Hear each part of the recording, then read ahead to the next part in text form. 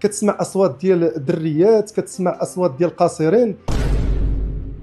يكون ضرب شي ساريه اللي كتكون مؤثره، والموبل راه في حاله خطيره يقدر يكون.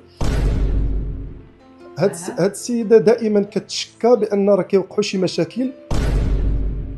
هذا الراجل كيشتكي من الجار ديالو في إقامة الولفة بالدار البيضاء، وكيحكي على المشاكل اللي وقعت بيناتهم. نخليكم مع التفاصيل، نسمعوا التصريح ديالو ونرجعوا. كنتواجدوا بالولفه الإقامة السلام، المنطقة السكنية، المجموعة السكنية 12. كنتواجدوا بمنطقة الولفة، اللي موبل 89. شنو طاري عندكم في هذا الليماب؟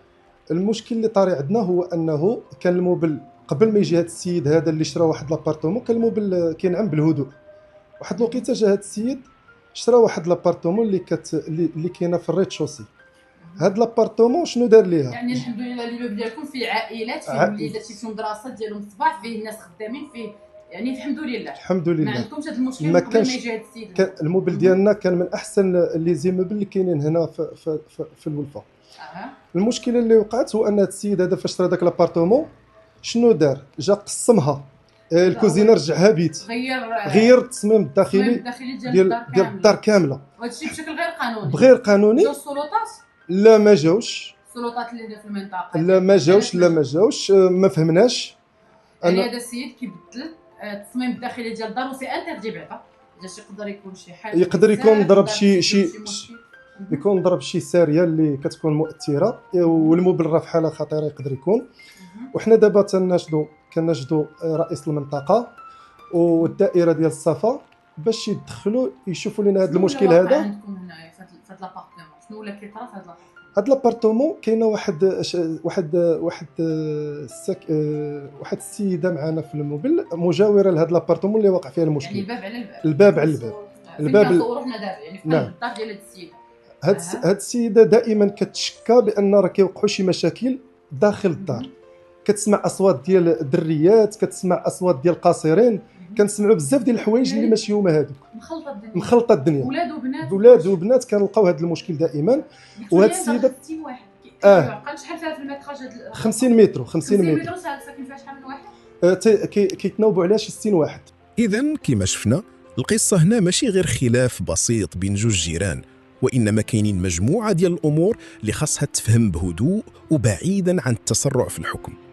حسب التصريح اللي سمعنا، الجار قام بتعديلات داخل الشقة، من بينها إلغاء المطبخ وإضافة غرفة أخرى.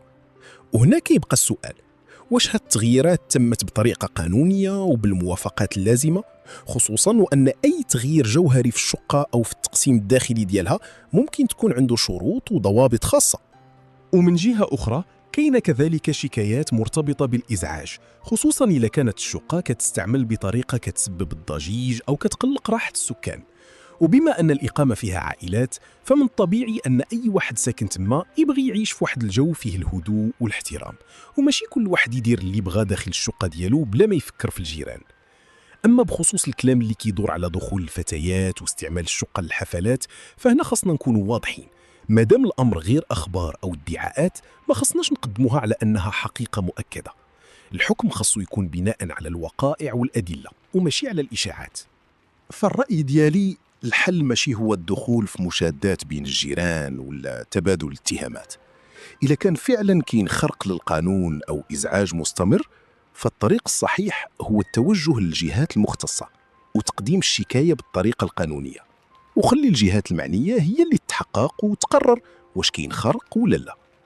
وفي نفس الوقت كننصح أي واحد ساكن في إقامة مشتركة أنه يحترم الجيران ويحاول يتجنب كل تصرف ممكن يسبب الإزعاج، لأن السكن ماشي غير بعض حيطان ديالك، راه كاينين ناس عايشين حداك وعندهم حتى هما الحق في الراحة والسكينة.